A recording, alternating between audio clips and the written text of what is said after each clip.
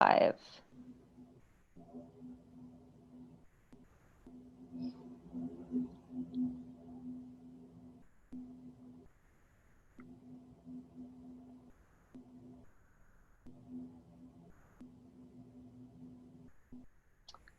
Okay, we are live on YouTube. So, hello everyone. Welcome to the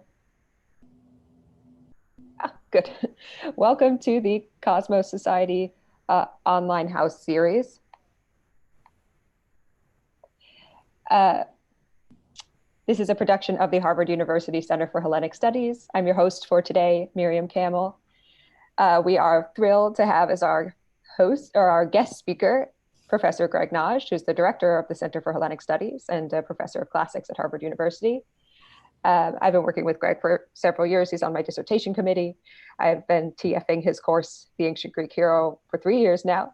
So we go way back at this point.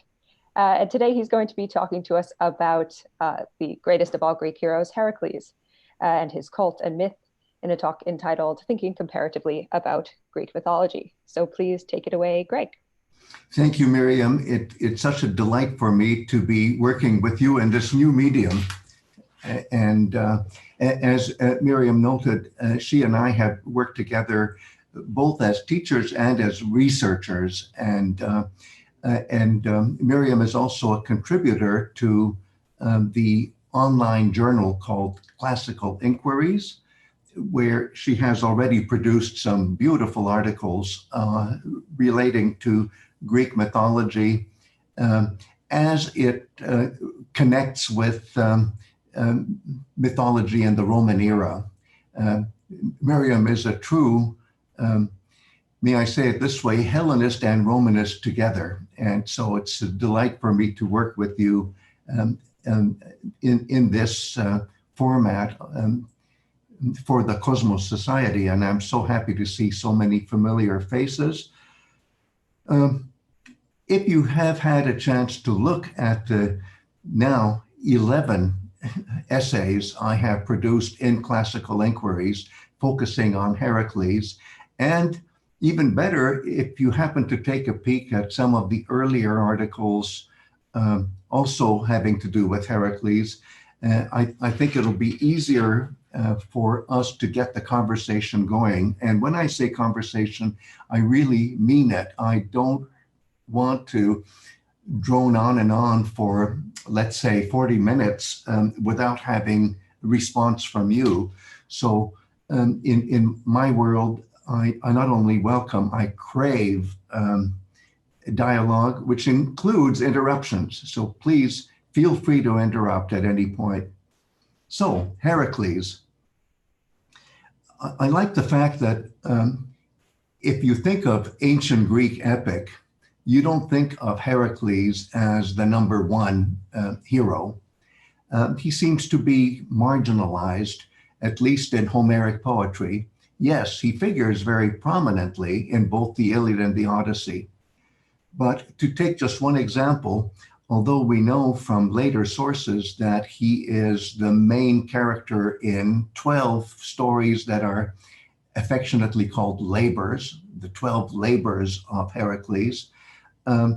In Homeric poetry, for example, only one of the 12 labors is mentioned specifically, and that's where Heracles brings up to the shores of light, as it were, the hound of Hades, Cerberus or Kerberos.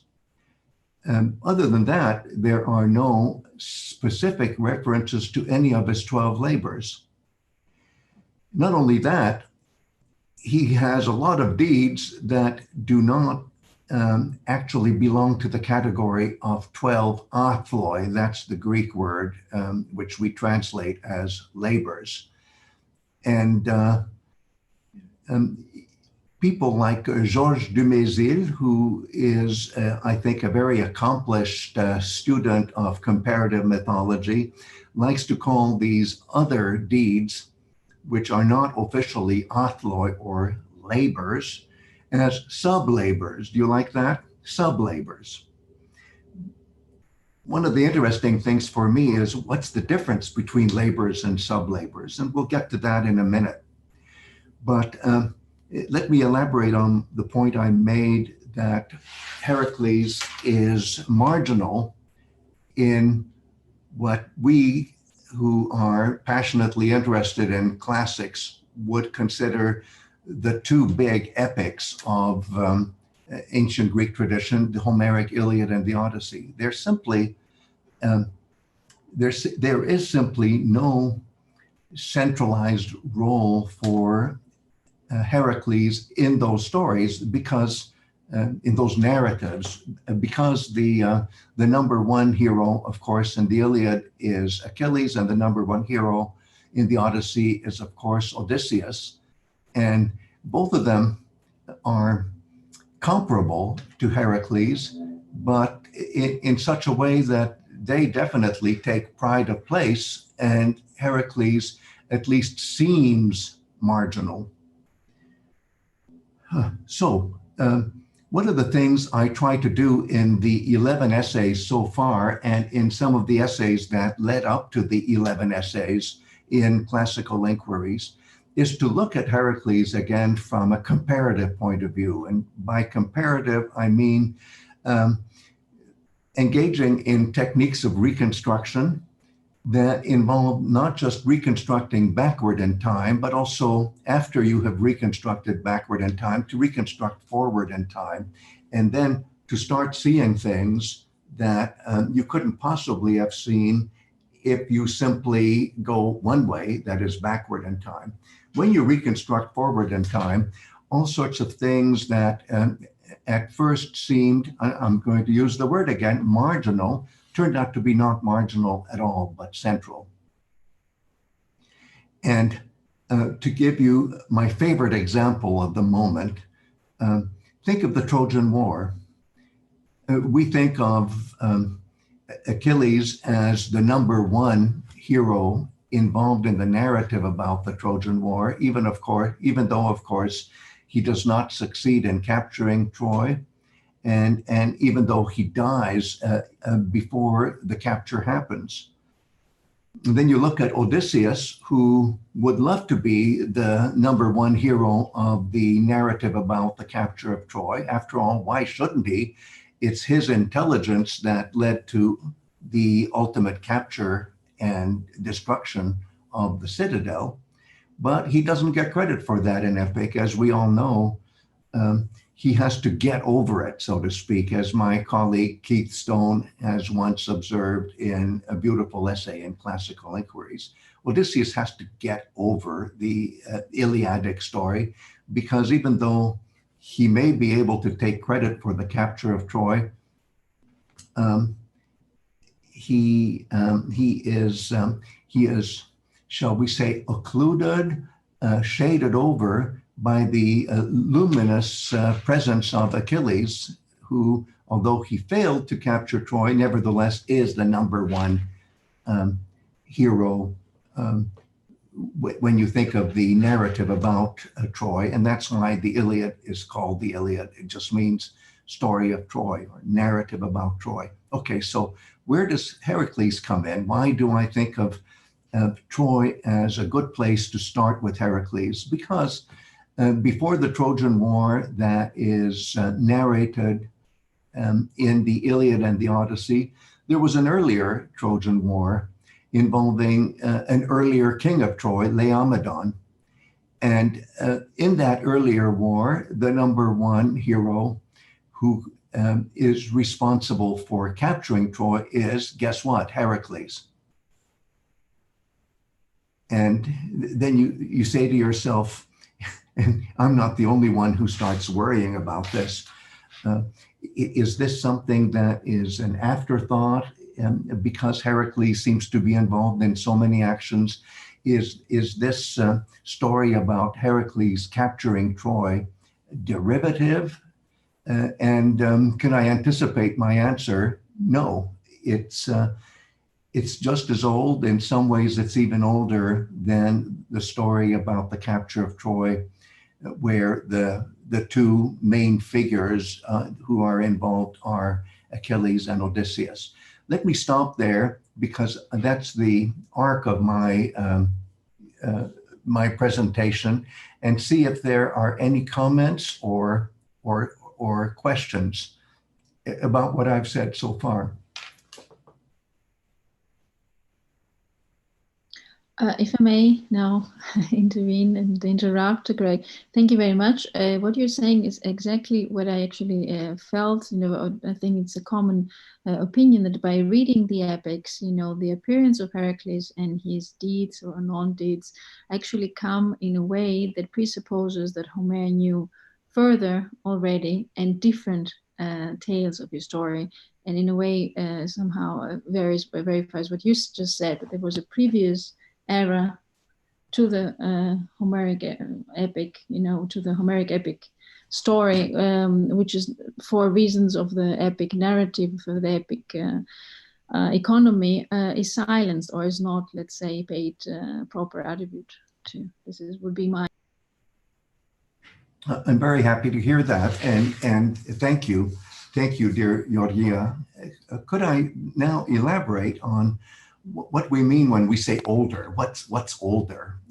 How is Heracles an older figure than Achilles and Odysseus? Maybe the best way to start is a word that is generally avoided in Homeric poetry, and that is Hēmithēos, which is half god. We could translate it as demigod. Can we do it that way? Hēmithēos is demigod. And this word occurs only one time in the Iliad plus Odyssey combined, only one time, and that's it. And this is where the gods, Poseidon and Apollo, decide to remove every physical trace of the Trojan War that was starring Achilles and Odysseus, that the theatrical props, so to speak, of this Trojan War should just be destroyed completely. And at that point, where the rivers of the plain of Troy are released by especially Poseidon, but with the cooperation of Apollo, what we see for just a moment is all the artifacts of the Trojan War that we know from the Iliad and the Odyssey just swept away from the plain of Scamander, so that no trace is left, no trace of especially the Achaean wall, which was the counter fortification that the Proto-Greeks had to set up, since most of the Iliad is about that phase in the war where the Trojans have the upper hand and where they are on the attack, and where the Achaeans, aka Argives, aka Danaoi, are on the defensive and are threatened with extinction. So at that pathetic moment, as the rivers wash away the helmets, the paraphernalia that go with the Trojan War of Homeric poetry, it is said, and the camera is almost zooming out here, that these were the artifacts of the Hēmithēoi. And it's the only time that the gods, it's the only time that the heroes of the Homeric epic tradition are called Hēmithēoi. And I think that's already a signature. Whoa, we're looking at heroes from a different perspective here.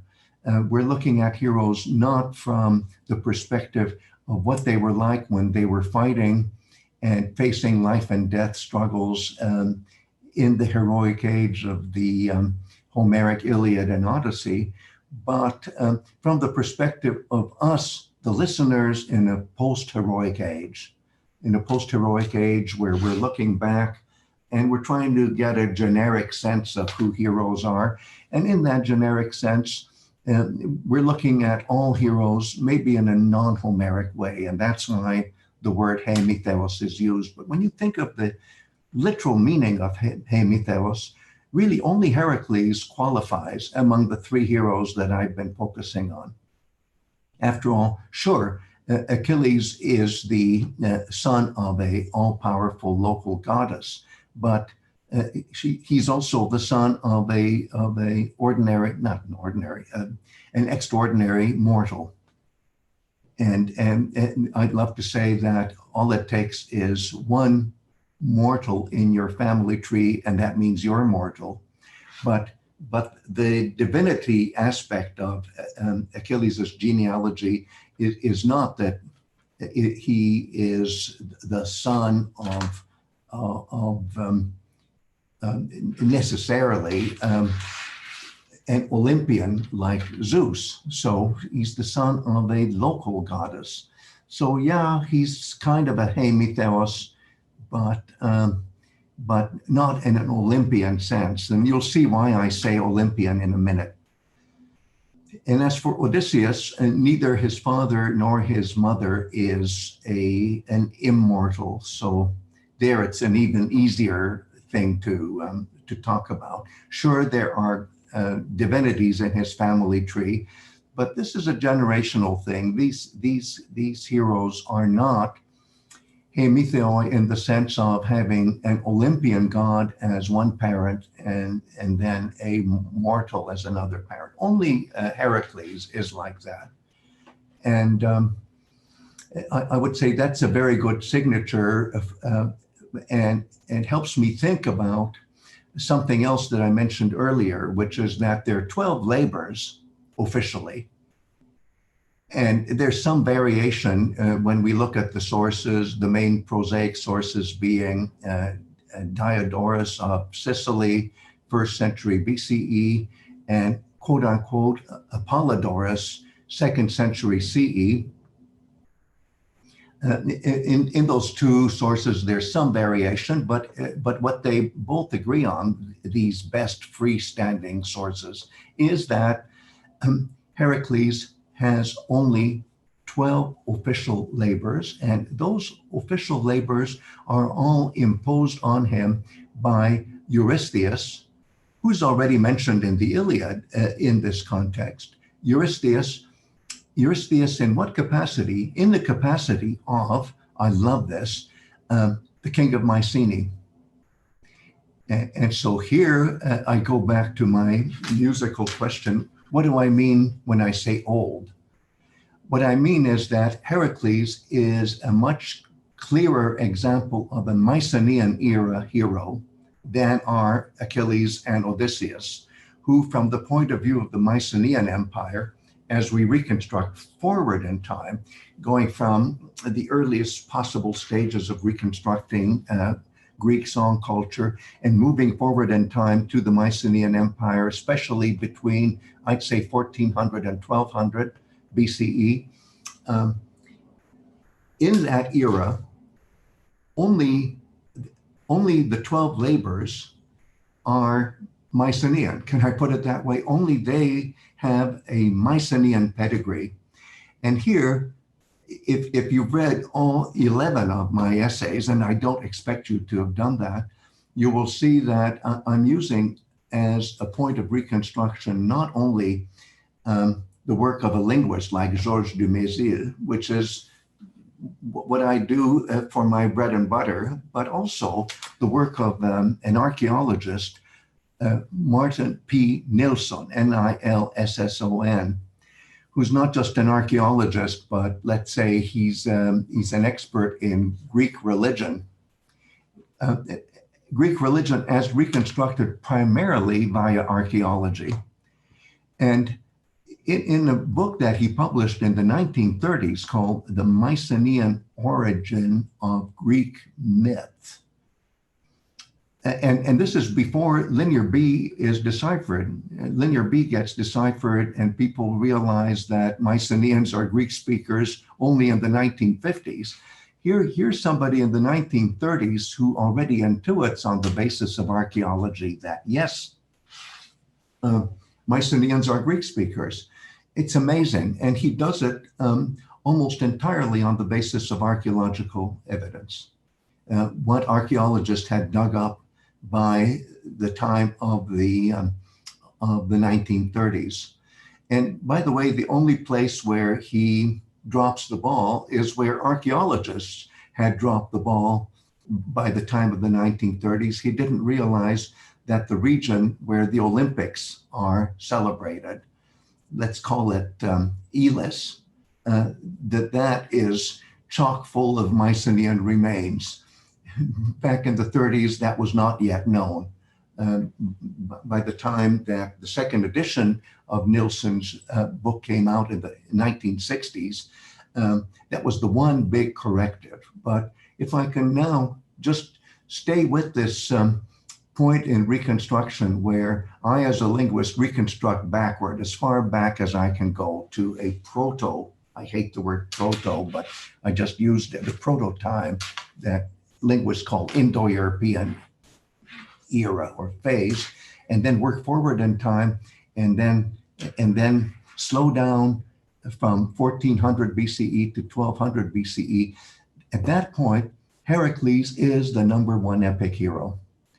And epic hero would be different in this era of roughly 2 centuries, in the sense that the Mycenaean Empire is how shall I say it? It's not necessarily a cultural monolith.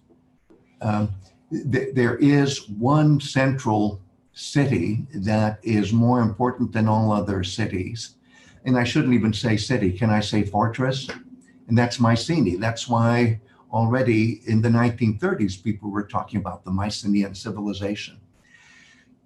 But then there were lots of other centers of power, not as important. A word that is sometimes used in too facile a way, but I'll apply it here. There were vassal kingdoms, kingdoms where the status of the king of Mycenae as overking, that status was recognized, but where there was plenty of autonomy as well. And so when I go back now to the idea of labors and sublabors, what I like about sublabors is that they involve deeds of Mr. Strongman, because that's what Heracles is if you reconstruct him far back enough. The deeds of Mr. Strongman are highlighted by way of the prestige of the Mycenaean Empire. So the 12 deeds that are most connected to the centralized ideologies of the Mycenaean Empire, those get to be the oploi, the labors. But the so-called sub-labors tend to be, shall we say, more local in orientation. My favorite example is the fact that when you look at the 2 most independent sources, to repeat, Diodorus of Sicily, 1st century BCE, and quote unquote Apollodorus, 2nd century CE. When it comes to wrestling with lions, and this is a form of wrestling where you can use chokeholds, so it's not your classical form of wrestling, it's a kind of proto-wrestling called in the classical era, the pankration. There are 2 lions that Heracles kills if you reconstruct as far back as you can go. One of them is in the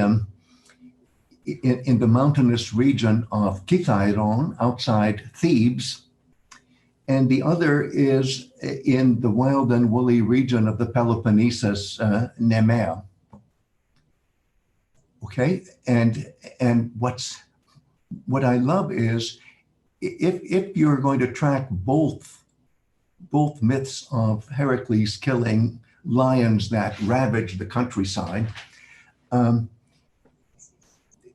there can be 2 lion skins involved in later classical representations of Heracles, and what happens is in the case of the lion at Kithairon, right? When he kills that lion,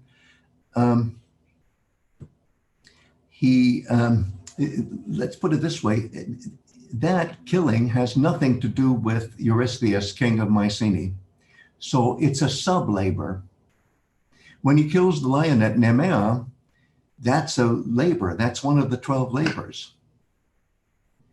And then the question is, when you see these classical representations of Heracles wearing the lion skin, and the jaw of the lion kind of covers the top of his head, so he's peering out from the gaping mouth of a very toothy lion, and meanwhile the claws are kind of like his shawl wrapped around him. The question is, when he's wearing the lion skin, which one is it? Well, it turns out that if you want to have both lion killings, then you say that, and this is what you actually read in our prose sources, that when Heracles kills the lion of Nemea, he does not skin it and wear the lion skin. He has to deliver the dead body of the lion to King Eurystheus. And that means that if you're forced to deal with both lions, then the lion skin comes from the other one, which is the killing of the lion in the region of Thebes, which is a sub-labor, not a labor. How do you like that? It just boggles the mind. And what I also like about this is that it shows you that when myth is synthetic, and it tends to be synthetic when myth is a medium of communication within the context of an empire, then there's certain things that have to be shaded over and certain things that have to be highlighted. Same kind of thing we see in Homeric poetry in another context. So what is Mycenaean about the killing of the lion? In a sense, both the lion that roams the mountains overlooking Thebes and the lion that ravages the countryside in Nemea, you can say they're both Mycenaean era, but one of them is more prestigious. One of them has to do more with the dissemination of myths about the strongman. And here I come to maybe my big punchline, which is that even the name of Heracles, Hēraklēs, he who has the glory of Hera, is Mycenaean and is appropriate to his labors, his athloi, not to his sub-labors. And actually, when you take a good hard look at Heracles, when he kills the lion of Kithairon, he hasn't even started his labors yet, and he's kind of an adolescent, which I think is also interesting. So it's not an official labor. Sure, the region of Thebes is definitely part of the Mycenaean complex, but in a sense, it's less prestigious than the region of Mycenae, which controls Nemea. So the Mycenaean era turns out to be just inexhaustibly interesting. And I mentioned to you one other thing, which is that if you put a gun to my head and ask me, well, what is the most interesting first millennium reception of the Mycenaean era of Heracles mythology? I'm not going to pick Diodorus of Sicily or Apollodorus, quote unquote. I'm going to pick the 12 metopes of the Temple of Zeus at Olympia, which archaeologists have painstakingly reconstructed, and where, I love this, the first of all the labors is Heracles killing our friend, the Nemean lion, the lion of Nemea. But get this, he's so young that when you look at the fragments of the sculpture of the marble metopes, you can see that he doesn't yet have a beard, and he is still ephebic. Not only that, in all the 12 metopes, yikes, somebody has, am I still, oh, there it is, yes, there it is, oh my God. Athena is so strict there, my God, scary. And if you move down, I love the way the red tongue shows. I think just under, can you find, so I have a black and white version there. And I couldn't use that for the cover because it looks as if he's wearing a t-shirt, but no, it's just that the reconstructed parts are left white and the non-reconstructed parts have flesh color. But look at the lion's tongue hanging out. Oh God. Or is it blood streaming from its jaws? I'm not sure. But what I want to say is that, and can we keep it on this picture? I'm so glad we're on this picture, is that in not one of the 12 metopes does Heracles wear a lion skin. Not one. So if you look, I think if you go further down, I can just see just under that one. Yep, that one. Here he has just, oh God, he is just shot to death with his bow and arrow set. The Stymphalian birds, these noxious winged creatures that infest a swamp. And you see how the birds have these drooping necks as he shows our friend Athena, I'm pretty sure it's Athena. Look, Mom, look, I shouldn't call her Mom. Look what I've shot. And I love the fact that he has an archery set. You see it, you can see it from the reconstruction. Now, if we go to the statue that we see right under the colorized, that one, you all know that this is the central figure in the sculptural ensemble of the west pediment of the Temple of Zeus at Olympia. And the standard interpretation is that this figure is Apollo. But I argue in those 11 essays that I have inflicted on you, that if you take a close look at Apollo's his left hand, so it's to our right as he's facing us, there it is. Anthony Snodgrass's teacher, Ashmole, and his co-author Yalouris are convinced that he's holding a bow and arrow set in that hand. So I think what's happening is you have a young beardless Achilles, a young beardless Heracles pointing his finger at a randy centaur and warning the centaur that he's about to shoot him, and he will. And we can reconstruct Heracles' stories about Heracles intervening in disrupted feasts involving lapiths and centaurs, or various other kinds of non-centaurs versus centaurs, and using his bow and arrow set to kill the centaurs. I think that the ensemble of statues decorating the Temple of Zeus at Olympia, in the metopes and in the pedimental areas, concentrate really on Heracles. I think this is Heracles. And so if we can go back to Heracles presenting the dead Stymphalian birds, I think the bow and arrow set there is analogous. Now, in my enthusiasm, even though I said, please interrupt me, I have been going nonstop and none of you has stopped me. But maybe if I gone this far, maybe just add one other thing about the bow and arrow set. What kind of a heroic ethic does this older kind of hero espouse? Isn't it interesting that he's definitely okay with shooting arrows from his bow, and he's perfectly okay with having a poison tip for the arrows. The poison comes from the hydra that he kills at Lerna, which is one of his earliest, Mycenaean labors.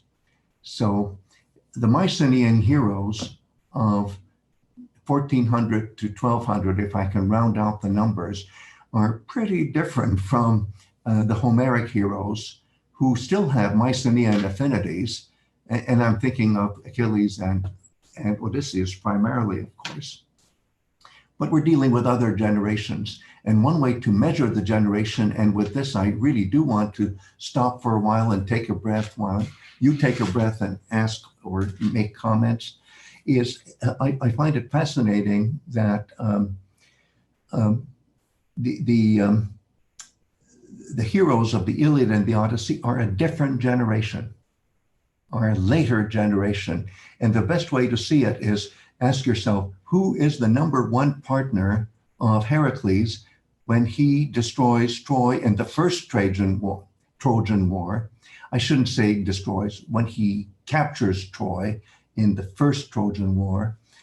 And I'll give you a hint. He's the father of somebody who's a superstar in the second Trojan War. Any guesses? Okay, here it is. It's Telamon, the father of Ajax. Isn't that lovely? So Telamon is the sidekick of Heracles in Trojan War 1.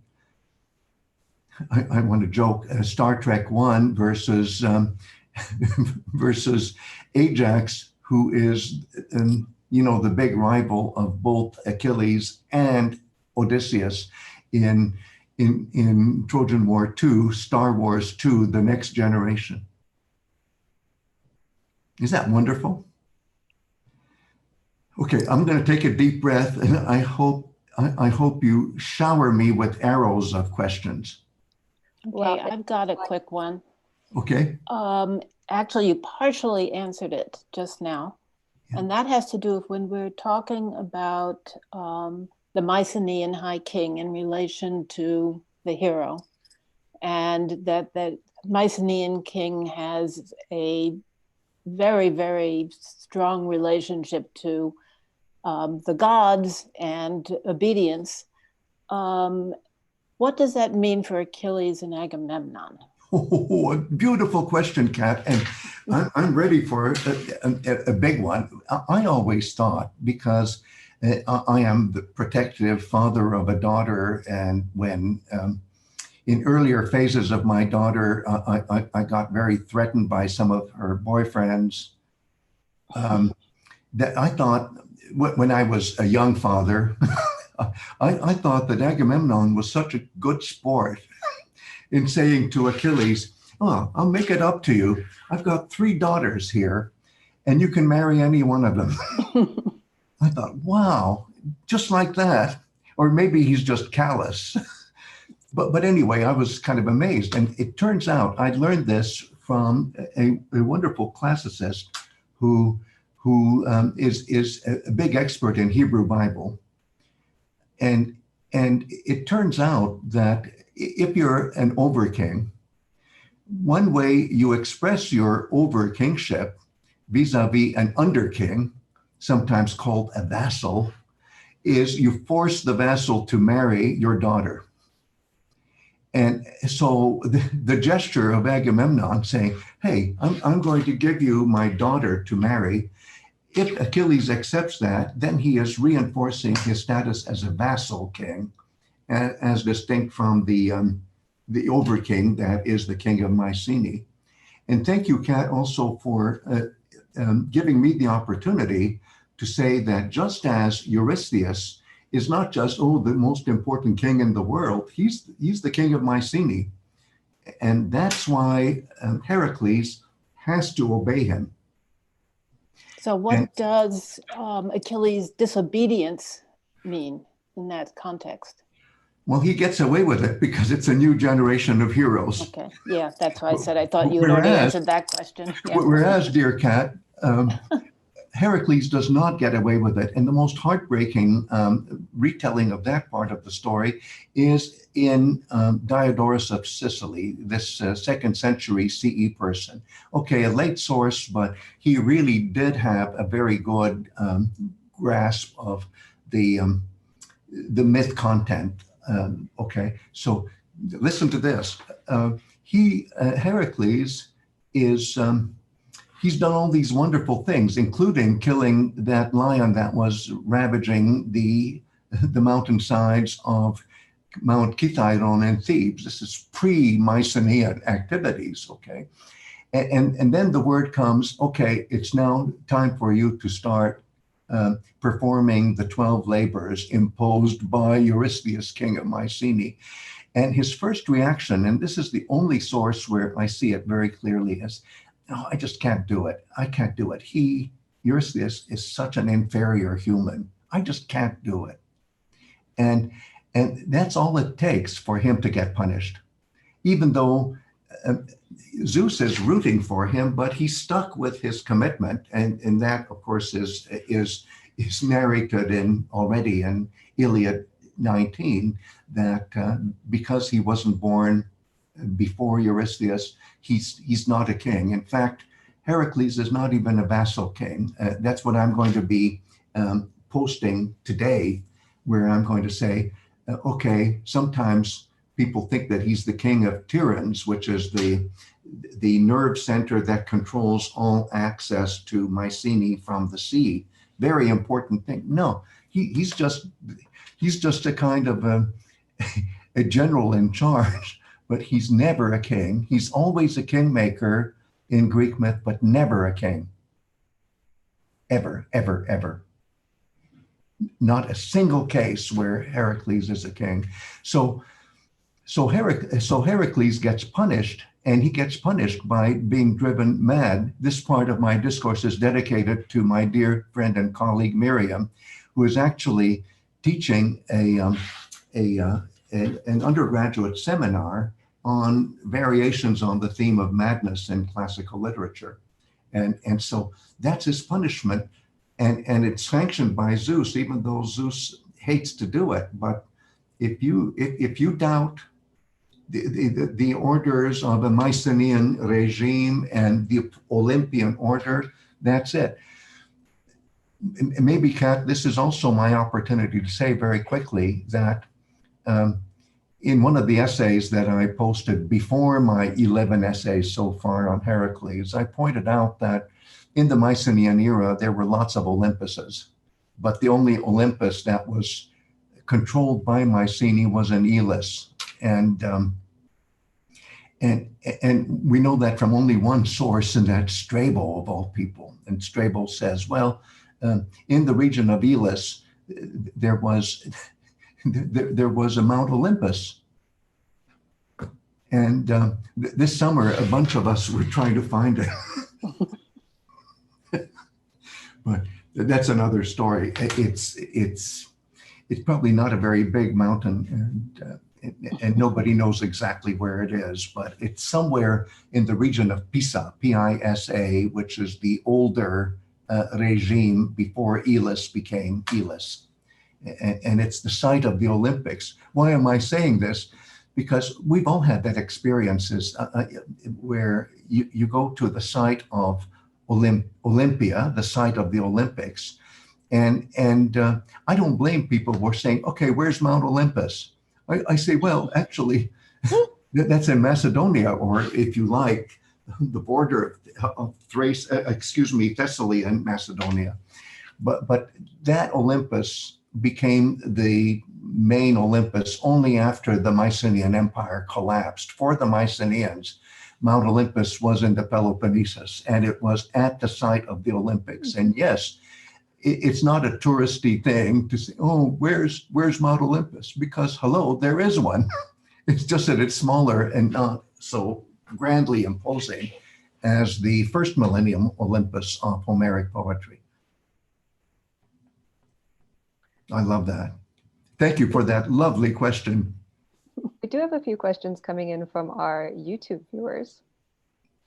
There's one that comments on your characterization of Heracles as a strong man figure, and how Achilles also sort of falls into that paradigm, while Odysseus is more of the clever, wily character, and it is Odysseus's stratagems that ultimately bring down Troy. And do you see any sort of comment from the poet or from other sources about that dichotomy between strong man and clever man? Lovely. Well, it turns out that Heracles actually is clever man too. He's ambidextrous. He can do both. And he can be tricky, even in a morally questionable way, the way Odysseus can, including doing sneak attacks, distinguishing himself by shooting people with poisoned arrows. And you know, the killing of the suitors by Odysseus with that archery set is just almost a variation on the theme of, okay, Star Trek, the next generation can also kill bad guys with archery sets. So actually, Heracles is a perfect blend of, may I say it in Greek, bia and metis. It's just that he's so exaggerated. When he's an exponent of BA, which is brute force, you forget how smart he can be as well, and how treacherous he can be. You know, he can take somebody that he really hates and say, let's go up to the highest tower on these city walls. And do you see any horses that I would have rustled? And the guy is looking, and he would have found the horses, but then Heracles just pushes him off when he's not looking. So he does all sorts of, shall we say, sins that have to do with craftiness, the kind of things that would be described as metis. And by the way, similarly, if you think of in the Iliad, who's the most Heracles-like figure as a composite? It's our friend Ajax. And usually people think of Ajax as just, you know, the mighty Hulk, and they forget about his intellectual side, but he's actually very, very, very smart. And that's why he commits suicide eventually when he's driven mad, dear Miriam. And he's so disappointed in himself because he considered himself such a mental paragon. So Ajax is the most Herculean, so to speak, of all these. I see Maria had a question.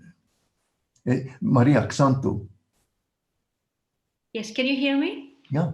Well, thank you very much. I would thank you for this fascinating talk and for reminding us what Heracles meant as a mythological figure, like before, you know, the classical times, and it's the Mycenaean subtext of its myth.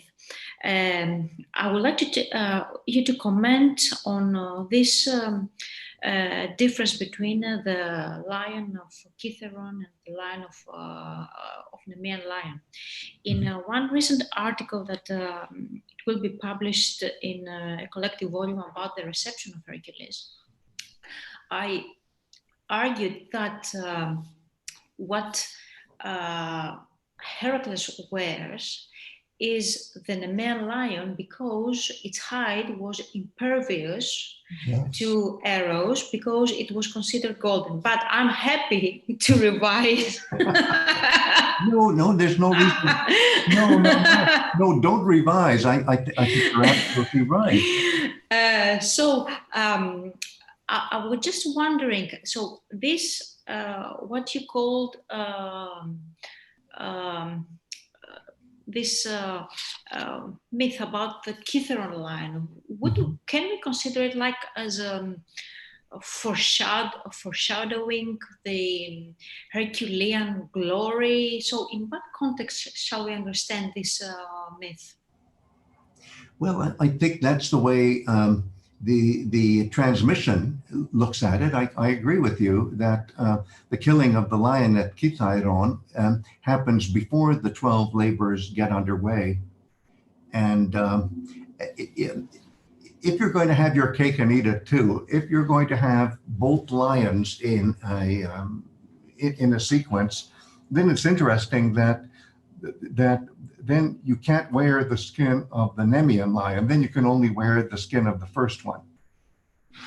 That's what the sculptural program of the Temple of Zeus at Olympia with the 12 metopes tells me, is how come the most classical representation of the labors of Heracles never features his wearing of a lion skin.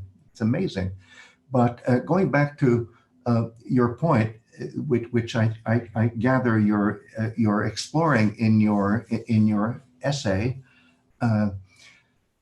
Yes, the lion at Nemea, it's specifically said, is impervious to being shot or any weapon, any pointed weapon. No. So the only way Heracles can kill the Nemean lion is by wrestling it to death. And if you look at the iconography, it's like a pankration. Mhm. It's this very nasty Olympic event where we're kicking, choking, and all those other things are allowed, which are not allowed in boxing or wrestling. So it's a kind of Mycenaean era, no holds barred. What do they call it today? Martial arts, where you can kick and do all sorts of things. And dear Maria, the way he kills the Nemean lion is to choke it to death with a chokehold, which would be illegal in wrestling. Can I say it this way, Miriam? A Greco-Roman wrestling, non si fa, but he chokes the beast to death, and amazing. Just for a small addition to this fascinating talk of yours in terms of classical reception of Hēraklēs, in this article I'm exploring the reception, how Heracles was understood by Rigas Velestilis. You know, the name of Rigas Velestilis was one of the people who paved the way for the Greek Revolution in 1821, Nice. and how, in a way, he embedded the figure of Heracles and all his insignia, like the club, the lion skin, Yes. in his pre-revolutionary program in order to awaken the people of the Balkans for their rise against the Ottoman Empire. Interestingly, the non-Mycenaean Heracles has names that just mean strongman. My favorite is that when our friend is killing the lion at Kitairon, his name is still, in one version, Alkaios, another version, what is it? Something like, I'll just leave it at that. There are two versions, but both of them have to do with Alke. And if you look at variations on the theme, in the city-state of Megara, they don't have a Heracles. They have a character called Alkathos, A-L-K-A, short alpha, thos, and that means running with strength. In other words, where your martial, your warrior energy is concentrated in running very fast. And what I like about this is in Pausanias, our wonderful antiquarian friend, who can't squeeze all of the Heracles myths into one story. So he says there must have been an early Heracles and then generations later, another Heracles. So what he wants, what Pausanias wants, is for the earlier Heracles to be a contestant in the first Olympic event ever of the stadion, which is the foot race. And he wins the foot race, nothing else. And then Heracles number 2, the next generation, this is several generations later, he wins all the other athletic events, including boxing and wrestling and so on. But I love the fact that you have running as in Alkathos, and there you see how, oh yeah, Achilles certainly inherits that aspect of the Heraclean composite, which is running as fast as, if I may use American cartoon culture images, the Roadrunner, who runs so fast that his legs become like a wheel and it just speeds him along. So I'm sorry, may I go back to your request of us shooting arrows, or I'm not shooting arrows, just questions. I've liked very much how you called Athena the mom. There is actually terracotta in many depictions of Athena. Actually, she has been following him ever since he was infant, strangling the snakes. Athena just stands by on his side. Yes. Second remark about his name, Kleos of Hera. And I was thinking about the end and the momentum, the common momentum they had of his quasi rebirth. Yes. But, and I'm just thinking whether we can connect that as well. Then there are the series of Lekitoi in Metropolitan Museum, which were considered to be used for funeral offerings. And Heracles there is depicted going to the beyond the known world in a way. And actually, so I have this association with this proto Heracles, the Indo-European, because then in the framework of known world, the known and known world is the Hellenic. Yes, yes. Mid-Hellenic world. Yes. And I can't but think of Euripides' Heracles. Yes. Where actually his greatest labor is the fact that he chooses to live and endure life after what happened.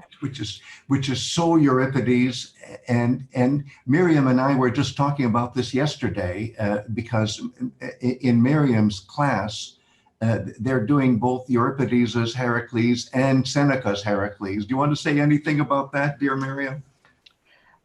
Sure. It was a really wonderful class we had where we compared those two texts, and looking especially at what we can say about the culpability of Heracles in the two texts and which playwright is sort of putting more of the onus on Heracles himself versus the gods who cause his madness. And the general consensus in scholarship seems to be that Seneca has a more damnable Heracles, whereas Euripides really vindicates his. And that seems to be the distinction. I will say, while I have the mic, we have about 3 minutes left, so we might want to start winding down.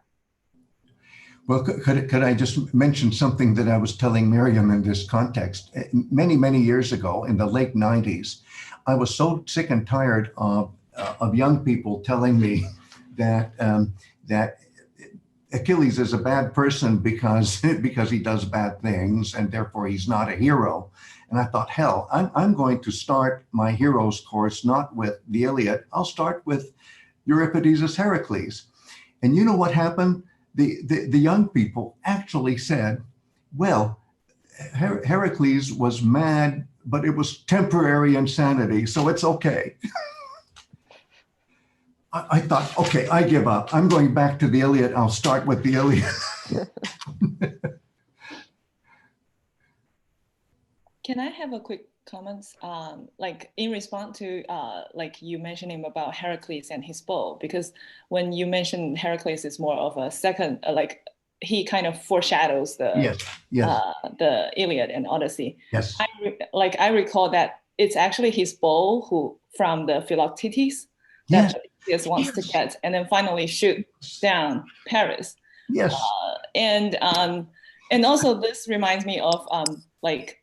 Because I remember, if I remember wrong, please forgive me. In Iliad, there is a moment when people comment about Paris and think of him shooting as a behavior of cowardness because he doesn't want to fight or wrestle in between. So that reminds me of like, probably this is the second generation concept of hero versus the first generation. Nice. Heracles, who can actually both wrestling and also shooting. And also beautiful.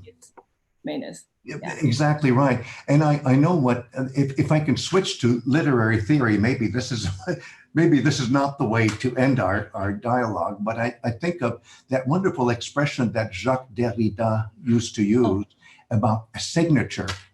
Oh, signature. A signature. So what you've been just describing, dear Pei, is like the Heraclean signature. So you mean the bow is actually the Heraclean? Yes, signature. Yes, it's a Heraclean signature.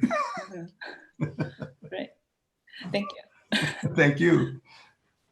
I think that about takes us to our time, but I want to thank our speaker, Greg, for this really tremendous talk on Heracles, and thank everybody who had questions. They're really insightful, and I hope you all join us for future Cosmos events. And could I say that I'm addicted to email, so if you want to follow up and CC everybody, I can't let go of you. I don't want this conversation to stop. Can we continue on email, dear Miriam? Yes, absolutely. Okay, let's do it. We'll do that. Okay. Bye, everyone. Bye. Bye. Bye.